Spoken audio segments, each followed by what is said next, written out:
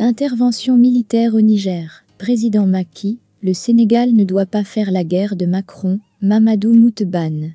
Pour plus d'informations sur ce sujet, retrouvez-nous après le générique. Mais avant de commencer, n'oubliez pas de vous abonner et d'activer la cloche de notification pour ne pas manquer nos prochaines vidéos. Bon visionnage.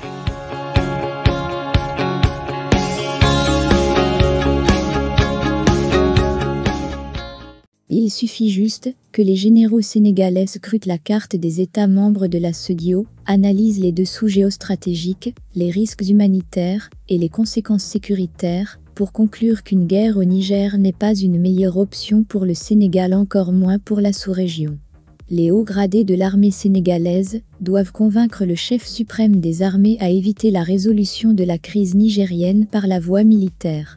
Macky Sall devrait être le premier à s'engager pour une résolution pacifique de cette crise politique.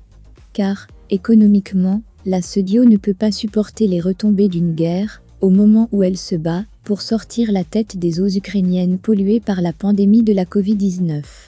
L'opinion publique africaine, et surtout la jeunesse ouest-africaine, estime que cette guerre est celle de la France. Les populations soupçonnent Emmanuel Macron d'être le parrain de cette guerre, dont les conséquences économiques seront difficilement ressenties jusqu'au village le plus reculé du Sénégal. À quelques mois de son départ du pouvoir, le président Macky Sall ne devrait pas léguer à son successeur une guerre économiquement dévastatrice et politiquement compromettante. Alors que la plupart des Africains rêvent de voir le président Sall devenir le futur médiateur pour la paix dans le continent. Ce dernier ne doit nullement mener cette guerre d'Emmanuel Macron qui cherche, à travers cette crise, à divertir l'opinion publique française déçue par ses échecs, qui s'enchaînent et se déchaînent. D'ailleurs, avec la complicité des médias français, la crise politique au Niger anime tous les débats non sans drainer des passions. Toutefois, le président Macky Sall, qui vient de boucler ses 12 années à la tête du Sénégal, ne devrait pas salir ses mains du sang du peuple nigérien. Le président Sall doit se souvenir des conséquences dramatiques de la guerre de l'armée française contre Mouammar Kadhafi. Ainsi, il trouvera des arguments solides à poser sur la table de la CEDEAO et de Macron pour justifier son opposition à toute intervention militaire à Niamey. En Libye, la France a éliminé Kadhafi, ouvrant ainsi un couloir de trafic de migrants vers l'Europe, d'armes, d'êtres humains. Cette guerre contre Kadhafi a aussi permis aux terroristes de l'État islamique et de Haqqani de s'installer dans ce pays, avec des milliers de pertes en vies humaines, assimilables à un génocide, imputable à la France.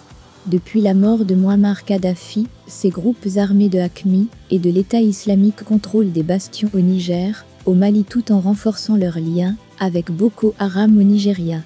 Après la chute de Mohamed Bazoum, une intervention militaire aura les mêmes conséquences que l'assassinat de Mouammar Kadhafi. Et il ne faut pas oublier le risque d'une élimination physique du président Bazoum sous les bombardements de la CEDEAO. La Libye se situe au nord du Niger. Tous les réseaux de trafics illicites passent par cette partie du Niger pour accéder au sud-est du territoire libyen où règnent des bandes armées. Depuis la mort de Kadhafi, la Libye peine à retrouver son unité. Précipiter le Niger dans une guerre, c'est perturber la dynamique reconstruction nationale engagée par l'ONU en Libye, qui se prépare à aller aux élections présidentielles. La chute du verrou nigérien va ouvrir un boulevard pour les terroristes et leurs alliés trafiquants, jusqu'au sud du Mali.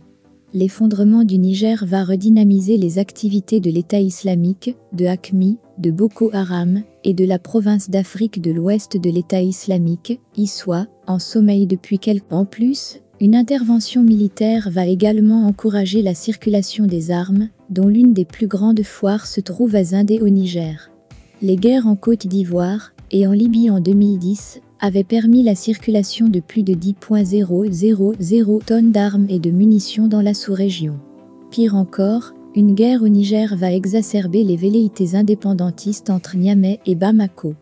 Car les communautés touareg entre ces deux pays sont en train de s'organiser pour replier et renforcer leur position sur leur zone d'influence.